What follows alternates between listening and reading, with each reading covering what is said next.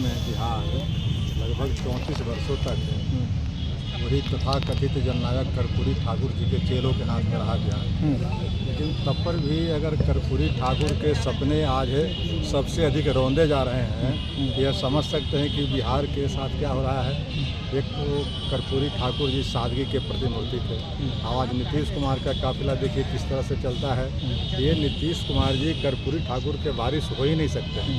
दूसरी बात, जब से आप मानते हैं कि नीतीश कुमार के लिए कर्पूरी ठाकुर सिर्फ सत्ता की सीढ़ी थे?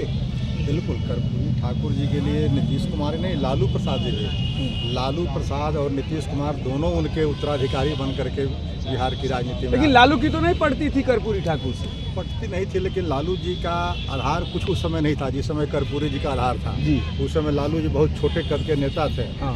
लेकिन गली वाले, हाँ, गली वाले, रोड वाले। हाँ। लेकिन लालू जी कर्पूरी जी का कद बहुत बड़ा था। तो कर्पूरी जी के जीवन काल में कोई दूसरा नेता उनके बराबरी का आगे पीछे था ही नहीं। तो लेकिन कर्पूरी जी के मरने के बाद ये लालू जी को मौका मिला प्रतिपक्ष का नेता का, उसके बाद मुख्यमंत्री का। तो लालू जी की नाम लेते रहे कर्पूरी जी का, लेकिन कर्पूरी जी के बताए मार्ग पर नहीं चले। और नीतीश कुमार जी ने तो तमाम कर्पूरी के लोगों के फायदा भी उठाया और कहा कि हम कर्पूरी के रास्ते चलेंगे। लेकिन कर्पूरी के रास्ते आज नहीं चल रहे हैं, इसलिए बिहार की जनता व्याकुल है। और इसी का परिणाम है कि पटना में पहली बार जनता दल जो है बगल में कार्यालय है, आप पूछिए वहाँ कि पहली बार ये पटना की सरजमी पर वो कर्पूरी जयंती समारोह पूर्वक नहीं मना रही है। इसका कारण क्या है? इस बार तो और मनाना चाहिए था, चुनावी वर्ष था। तो नीतीश कुमार सोचते होंगे कि चलिए उनका एगो चेला प्रशांत किशोर तो मना रहा है ना, भले राजनीति में प्रतिद्वंदिता। ये चेला और गुरु की बात नहीं है। हाँ। बात है कि पार्टी के जो नीतीश कुमार ये समझ रहे होंगे कि चलो चेला तो मना रहा है भव्य रूप से, कार्यालय के बगले में मना रहा है। अब आप चेला कहिए, गुरु कहिए, मैं इस पर इत्तेफाक नहीं रखता हूँ। तो नीतीश जी कहे हैं नहीं, लेकिन मैं ये रखता हूँ कि जन सुराज आज बड़े पैमाने पर मना रही है। लेकिन कर्पूरी के तथाकथित चेलों की सबसे बड़ी पार्टी राष्ट्रीय जनता दल कहाँ मना रही है? मधुबनी के फूलपरास में। क्यों? कि कर्पूरी ठाकुर की कर्म भूमि रही थी कभी, लेकिन वो कर्म भूमि क्यों रही थी?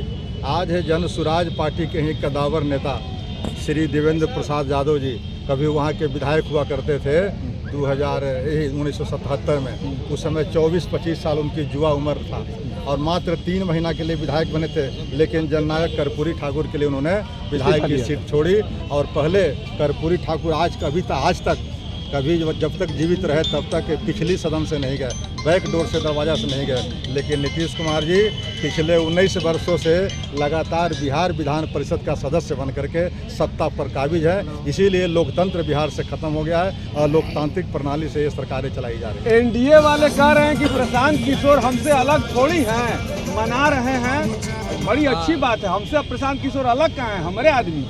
अब प्रशांत किशोर जी के बारे में, जन सुराज के बारे में सब लोग कहें कि हमारे आदमी हैं, तो फिर वो क्या कर रहे थे?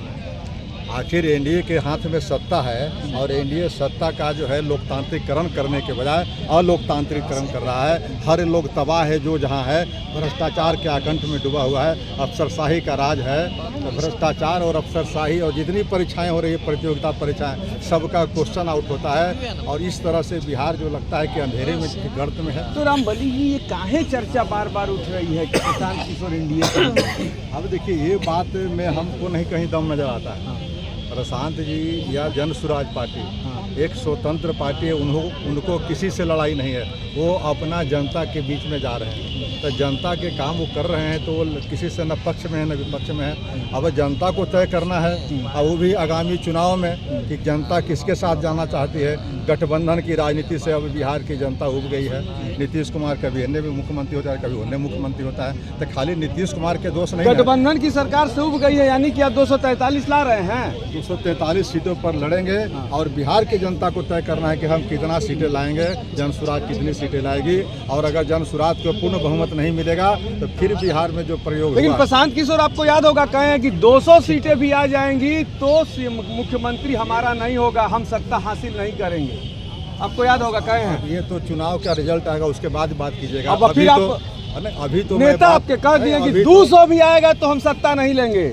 अब सत्ता क्यों नहीं लेंगे भाई, तो राजनीति में मैंने मानते हैं आप लोग कि 125 के बाद भी आएगा तो अब सत्ता बहुमत लेंगे। में आएगा, पूर्ण बहुमत में आएगा तो सत्ता लेना चाहिए। मैं ये कहता हूँ, सत्ता अगर नहीं लेंगे तो बदलाव कैसे करेंगे?